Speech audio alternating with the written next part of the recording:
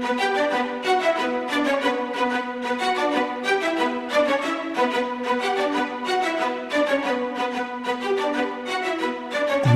Network presents Football Time. Hey, and welcome to the Football Time podcast. We're here with our man, Achilles Rain, to break down the NFL round 2 of the playoffs. Are you ready to get into some playoff matchups? 14 teams entered. Only 8 remain. Are you ready? Yeah, man, I'm ready. I'm excited. We're just a day away, so let's go. Even the dog's excited. Yeah. All right. So before we get into the playoffs, some coaching hires to get into. Let's start with the Jets. They hired the 49ers defensive coordinator, Robert Saleh. What did you make of this hire? Good hire, bad hire, in between hire? I think it's a pretty good hire. I mean, we still obviously have to see what he's going to do and what type of philosophy he's going to implement. But as far as coaching candidates go, I think that he's probably one of the guys that was definitely on top of a lot of teams' lists. He definitely showed that he can, put together a good unit. That defense obviously wasn't quite the best, but even with the circumstances they faced and all the adversity they faced, I think that they still had a pretty solid season. So I like the hire here. Yeah, I think it's an okay hire. He was a top-notch defensive coordinator, so you usually give those guys a shot. There is something to be said for the old cliche: you hire the offensive coach, you fire the offensive guy, now you bring in the defensive guy, and blah, blah, blah. And, once he goes, then they're going to bring in an offensive guy, and, that's the cycle. I don't know if you can really grade him on being good or not. We have no clue what type of head coach he is.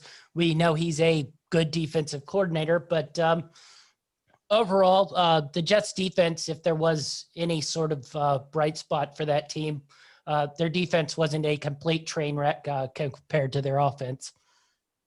Yeah, that's exactly the way I'm looking at it. Like I said, it still remains to be seen what he's going to do, what type of team he wants to build, what kind of philosophy he wants to run. But as far as candidates go, I think that he's probably one of those top guys out there right now. Yeah, so we'll move on to the Atlanta Falcons. Arthur Smith, the offensive coordinator for the Tennessee Titans. They went offense. They had a defensive coordinator who was their coach. They fire him. They bring in the offensive genius now. So what did you make of the Arthur Smith hire? I like it. I mean, I know that this team has definitely had a really good offense for quite a few seasons now.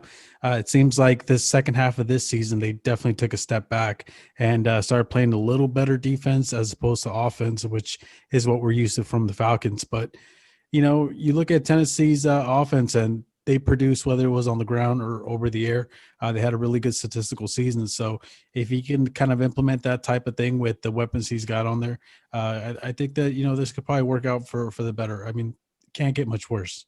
Yeah, I do like his offensive style. They might be able to do a little bit there with if they keep those guys around. That's probably a little bit of a question too. Is Matt Ryan going to stick around for another year? Same with Julio Jones. I assume Calvin Ridley will be there for many more years, but I do sort of like that hire. I think I like that one more than the Robert Saleh hire for the Jets, but should be interesting if Arthur Smith can make this team a contender in a pretty tough division already. Yeah, it's definitely a tough division, and I don't foresee it getting, any easier. But if you're going to try and win this division or at least get better in it, based off the quarterbacks you've got there, you definitely have to improve that offense. All right. So we went with the 2 coordinator hires, and now we go with the big explosive one. I didn't really think he'd go, but he did go. I've compared him to sort of the Larry Brown of football, coaching Urban Meyer. Wherever he goes, he wins. He doesn't stay very long. This is his first shot in the NFL. He's going to have Trevor Lawrence to guide that team. Do you like the hire? What do you make of it for Jacksonville? I don't, you know, I understand he's a big name, and you know he's obviously had a lot of success just about everywhere he's been. Now he does spend a little bit of time, you know, away from the game, kind of doing the TV thing, but he's, I don't know, I know how good he is, but does how was it going to translate to this new type of NFL that we've got going on now? I don't know. I mean, he obviously knows how to build teams. He does a really good job drafting. You know, putting together teams, turning teams around. So I think that it's a good hire, but how good it'll be, I don't know. I know that he got the big contract that he wanted, which is probably, you know, the only reason he actually came back to coaching. Yeah. We'll see if he really is the Larry Brown of football, because Larry was able to be successful on both the college and NFL level. He never lasted very long, and I don't expect Urban to go much beyond probably 4 or 5 years there, if he can make it that long. But it sure will be quite an interesting ride to see how this Jaguars team, who I think already has a handful of really solid receivers. You bring in Lawrence in there. They got a pretty solid running back. That offense at least looks like it might be at least somewhat formidable going into next season. Yeah, especially depending on what they do during this draft. Now he does have a little bit of work to do. I think he just now got an offensive coordinator, so a lot of work still left to be done. But as far as hiring goes, if you were going to get somebody from the coaching ranks, probably a good route to go. Yeah. All right. You ready to get into the playoffs for this week? Yeah, you ready? Let's do this. All right. We'll go through all these games. We'll see if we can pick any mutual picks between us in any of these games. And then at the end, we'll give our playoff picks for the week. Are you ready? Okay, let's do it. All right. Let's start out with the big game. Los Angeles Rams, Green Bay Packers, 4:35 Saturday. Green Bay Packers 6.5-point favorite. No word quite yet on Aaron Donald, which pretty much would be my main key word, whether he's a full go or not. But what do you make of this game? Do you give the Rams a chance? Walford was already ruled out, so it is going to be Goff with his bad thumb. So what are you seeing in this game right now? I go back to week, forgot what week it was, 16 or 15, where the Packers faced off against the Titans. And I thought the Titans had a really good shot at beating the Packers simply because of the running game. Now, when we look back at that game, we can tell that Titans didn't have a lot of success running the ball. Their offense was slowed down by the fact that Aaron Rodgers and Devontae Adams are going nuts every time they get on offense and get on the field together. So this Rams team is definitely different from that Titans team. The defense is obviously night and day. Now, the running game is not as good as it is in Tennessee, but I think that if they can somehow try to manage the clock a little bit, run the ball, try to keep it off the quarterback's hand, and play really good defense like they did last week, I think that they have a shot. Yeah, I can give my point of view that makes the Rams win this, where they come in there, they get pressure like they did on Russell Wilson, on Aaron Rodgers. Jalen Ramsey locks up Devontae Adams. The Packers have trouble scoring. The Rams find enough points, manufacture enough points. I don't know if they can get to 30 again or manufacture themselves to 30 again. I think that will be tough, especially with, technically 2 weeks for the Green Bay Packers to game plan for Jared Goff now. I think the cold weather probably will make a little bit of a difference, but I could see the Rams giving this offense of the Green Bay Packers problems. And then we get a tight game, and then we get, later and later into the fourth quarter, and maybe the Rams make a play or the defense makes a play and they pull it out here. Yeah. Now, if you told me that this game was going to end, with not a massacre, but, a pretty decisive win for the Packers, I wouldn't be shocked. We've definitely seen, teams with really good defenses go up against the Packers and not have as much success. But then again, we've also seen teams with not very potent offenses actually be able to put up some sort of offense against the Packers. Their defense isn't locked down, by any means. So I think that this will probably be a lot closer than people think. Yeah, my other side of that was I could probably also make the point where the Rams got their big playoff win last week. They threw the kitchen sink in there. They go into Lambeau. It's freezing cold. Packers get up on them, and this thing's probably a wipeout there. There's just too much attrition on the Rams side to really make this the kind of game that really you'd want, because I think these are two really good teams, but the Rams just might be a little too beaten up, especially with the Packers coming off a bye, to be able to stand up to them. Now, I will say this really quick. I did notice kind of when I was going through Twitter, one of the guys I follow, he does a Rams podcast. He kind of pitched the idea of possibly putting Aaron Donald over on the left defensive end spot for a couple reasons.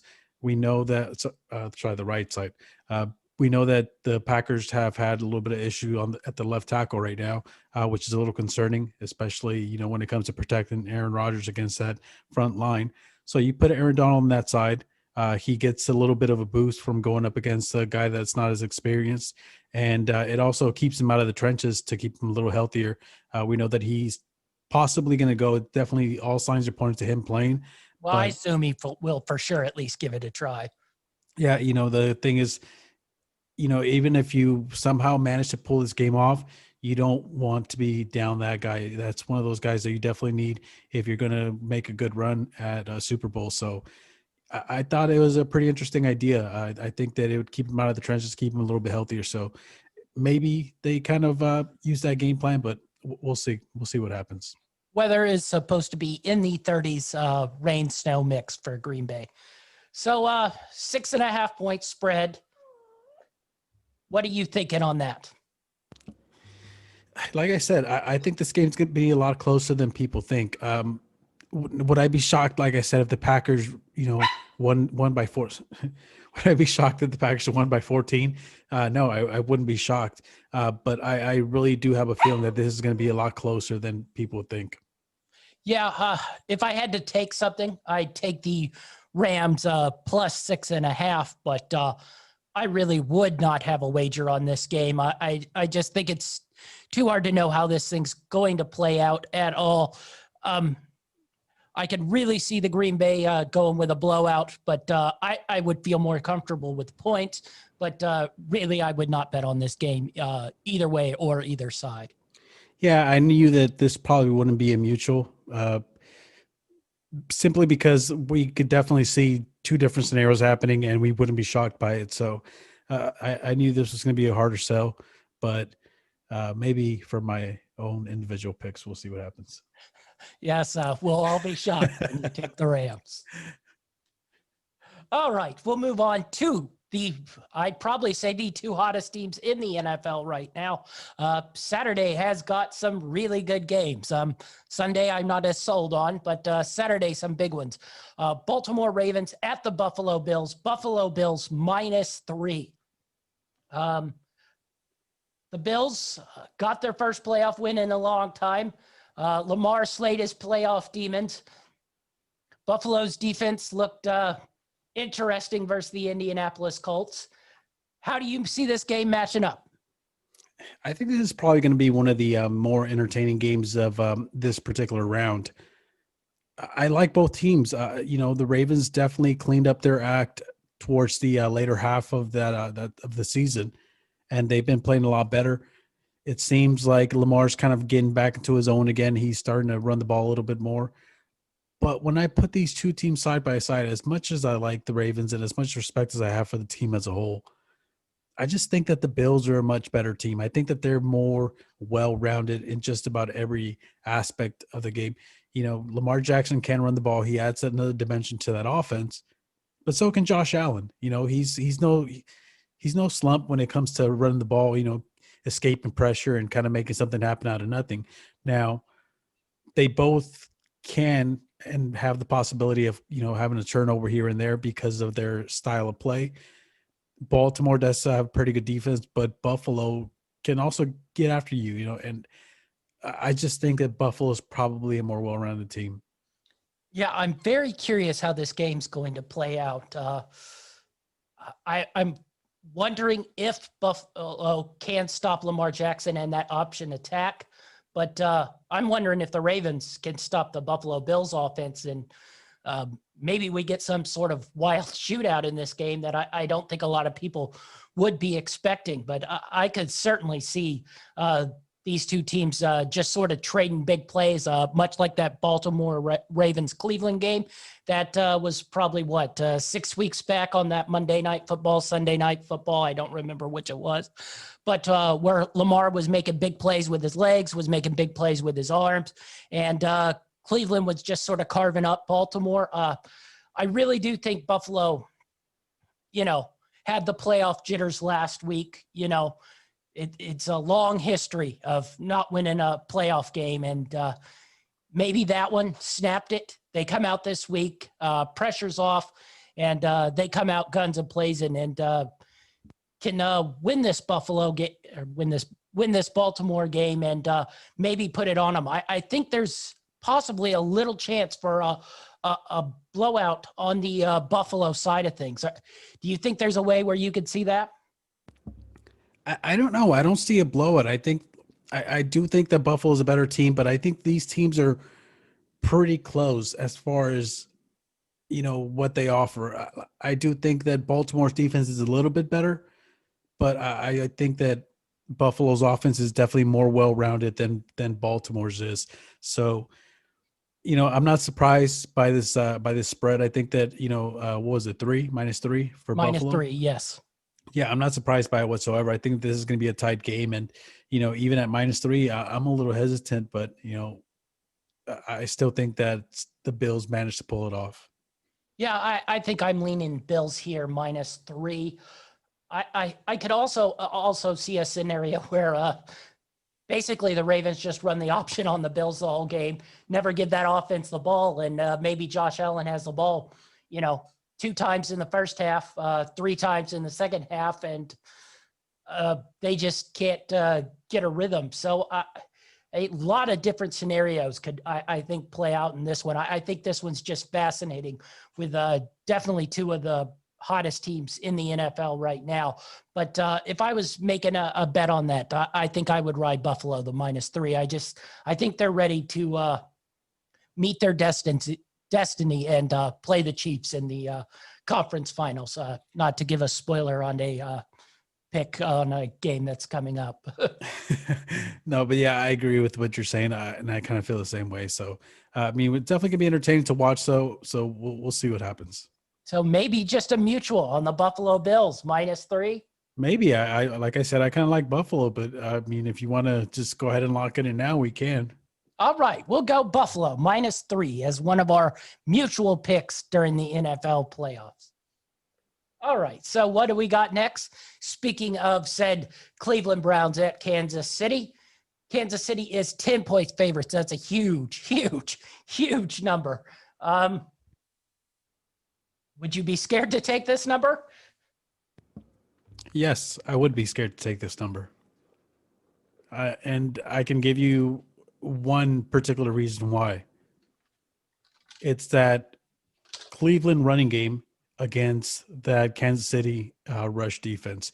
Now, not because Kansas City has a really bad defense. I think they have an okay defense. They're kind of middle of the pack. I don't remember exactly where they ranked, but just off of memory, I think they're middle of the pack. I don't think that they're that great, but they do have the ability to turn the ball over. But I think that Cleveland, if they follow the pattern that they followed last week, where they take the ball out of Baker's hands and really focus on kind of pounding the ball and playing solid defense, I think that they can stay in it. We've seen the Chiefs be susceptible to the type of teams that are kind of pounded at them and get physical with them. We saw it with the Raider game, and I think the Cleveland is built in a similar type of style. So I'd be scared to take that -10 for Kansas City. I would and I wouldn't. The thing that would concern me, if the Chiefs say get the ball first, go down, wing that thing, and then get a stop, come down, wing again, it's 14-0 in a blink of an eye. I think we both can agree. We don't have a whole lot of confidence in the Cleveland Browns defense, especially in pass defense. So I think this could get pretty scary quickly for a Kansas City side of things if they start winging the ball and hitting really, really quick, explosive plays. And then that just basically takes Cleveland out of that running game. Now, I see your point, whereas if they can get the ball and sort of control the clock, possibly get up, they'd have to get up probably 2 scores because I think the second they give the ball back to Kansas City, it's 3 plays. And, Hill's hitting a long one, Kelsey's hitting a long one, Hardman's hitting a long one. They find, just a streak of anyone randomly, Sammy Watkins. And I think this could get ugly, especially I know everybody probably states the stat 400 billion times, but Andy Reid off a bye has a ridiculous record. It's a common gambling thing, but I don't know if I would take the 10, but I could very easily see Kansas City putting this in Blowoutville really, really quick. I'll tell you what the keys are going to be for Cleveland to win this game. 1, they got to run the ball, and they got to run it well. Run it well enough to control the clock and keep that Kansas City offense, off the field. 2, make enough plays on defense to cause a couple 3-and-outs. And I think if you could do those 2 things, have Baker Mayfield, manage the game. Don't try to do any superhero stuff. This is the playoffs. This is not how you got into the playoffs. So keep him from making mistakes. Run really solid, efficient football, and make enough 3-and-outs on defense. I think if they can do those 3 things, they keep it close enough to where I still think that Kansas City's going to win. Don't get me wrong. I'm not trying to, play devil's advocate here and tell you that the Chiefs are going to win. I don't think the Browns are going to win. I don't think that's going to be the case. I thought you were going with Moneyline Browns as one of your picks. No, I'm not that bold. But like I said, Moneyline Browns, Moneyline Rams, 2-way parlay. Yeah, I wonder what that payout would be. But yeah, like I said, I think that if they do those 3 things, they can keep it close enough to be in the game. Otherwise, like you said, if Kansas City gets up early, I don't think Cleveland is built to come back. So it probably won't look good for them. Yeah, that would just be my biggest fear is Kansas City gets up on them and this thing is a wash early. I do think they'd have to create a turnover. Do you think that Browns defense has enough playmakers? It's got a couple guys on the line who can make plays that could fluster Mahomes enough to make him make a mistake. I mean, he doesn't make a lot of them, so you really have to be in his grill and make him hurry him up real quick. No, now it's not going to come as a shock to a lot of people that you're a big Mahomes lover. I mean, the guy's standing right behind you, but I'm more of a Essentia water lover. Is that a sponsor drop? What's going on here? But no, seriously though, it's going to be really hard to get Mahomes to turn the ball over. But at times he does tend to get a little cute with the side throws and things like that. So is the potential there? This is the playoffs, man. Anything can happen. I think the potential is there for a turnover. And if that happens, I think the Browns have a chance at keeping it close enough to be in this game. All right. So 10 points. What are you taking? Oh, 10 points. I'm so reluctant to pick the Browns, even though I just feel that how they can keep it close. Even at 10, I think I'm gonna go with the Chiefs at 10. Yeah, I'm taking the Chiefs at 10. There's no way I can make myself take the Browns. I think this Browns defense is going to get shredded and shredded pretty good. Someone sounds a little bitter after last week. Maybe so. All right. We'll know it's a team of destiny if the Chiefs turn it over on the first 4 possessions. Yeah, if Mahomes has 4 interceptions in the first quarter, you know that you've jinxed them. All right, we'll move to the last game.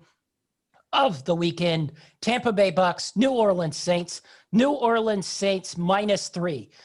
This game has been played twice. It has been lopsided for the Saints both times. Why should I not just grab this Saints -3? Because all of sports media is constantly reminding us that Tom Brady never loses 3 games in a row against an opponent.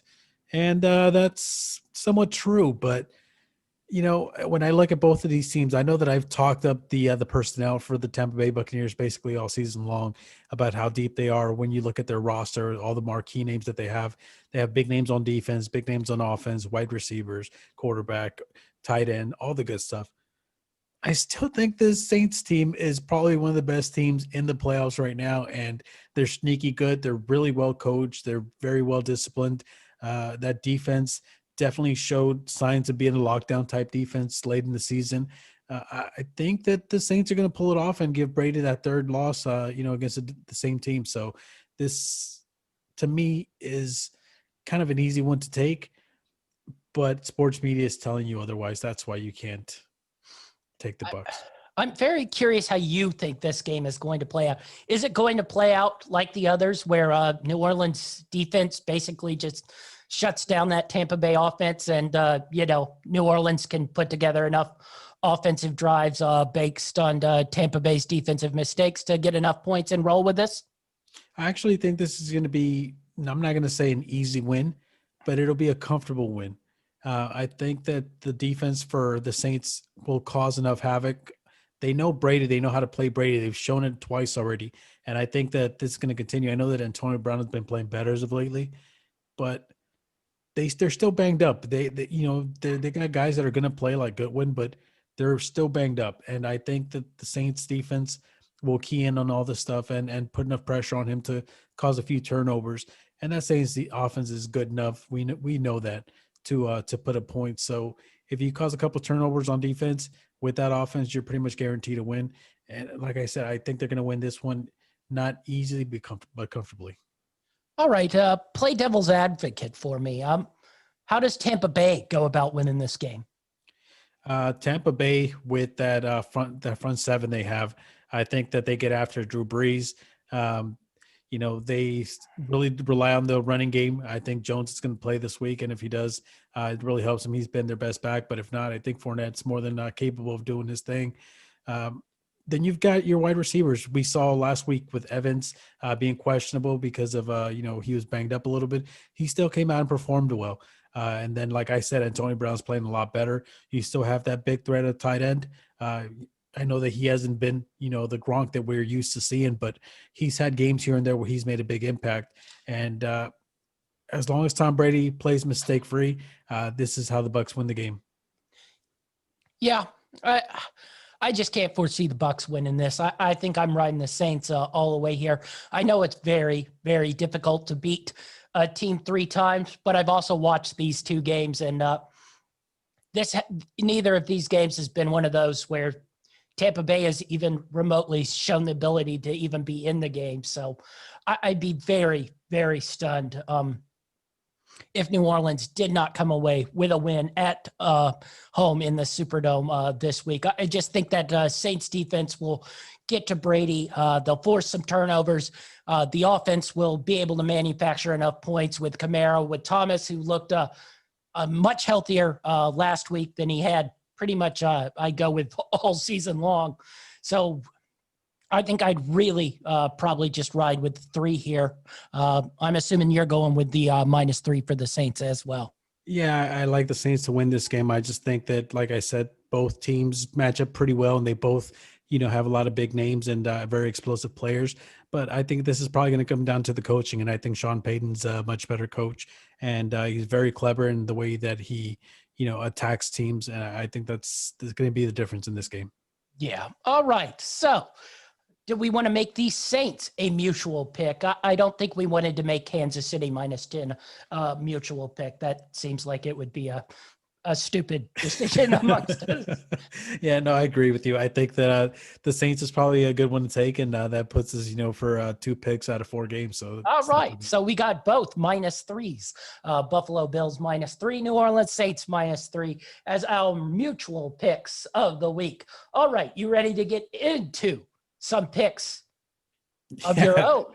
Yeah, I think so. There's such a huge slate of games that I'm not sure how I'm going to pick. All right. So what do you got first up? Listen, I was coming in here with 2 picks. I was going to take the Saints at -3, and I was going to take the Bills at -3. But you know how it is, man. It's the playoffs, and my team has done pretty good for me. They every time I pick them, they've had a few losses here and there. I haven't always picked them. There's been a few games I've skipped, but every time I pick them, they've done pretty good. So I'm going to ride with the Rams also. All right. So you're going with the Rams, the Buffalo Bills -3, and the New Orleans Saints -3. Yep. I think the Rams All are what, right. plus 6.5? +6.5 right now. So Yeah, I'll take that. all right. So I got 4 picks on the day. The Oh, Buffalo Bills -3, the New Orleans Saints -3. I have the Baltimore Buffalo over 49.5. I have the Tampa Bay Saints under 51.5. So those are my 4 picks for the week. I really like your picks. When you said 4 for a second, I thought you were going to pick every single game. I was like, what is he doing? I think we know better than me ever picking every single game. I just have the under and over in both games I'm picking spread wise. Yeah, that's what I do when I put my dollar bet into the 16 game parlays. But that's just me. All right, that's our show for the week. Be sure to follow us on greenlightnetwork.org, on Facebook at Greenlight Network, on YouTube at Greenlight Network. Where can we find you, Achilles? As always, you can find me on Twitter at TD Achilles, YouTube, That Dude Achilles, and on Facebook as Achilles Rain. I'm GLN Champ 5 on Twitter and Instagram. That's our show, and we're out.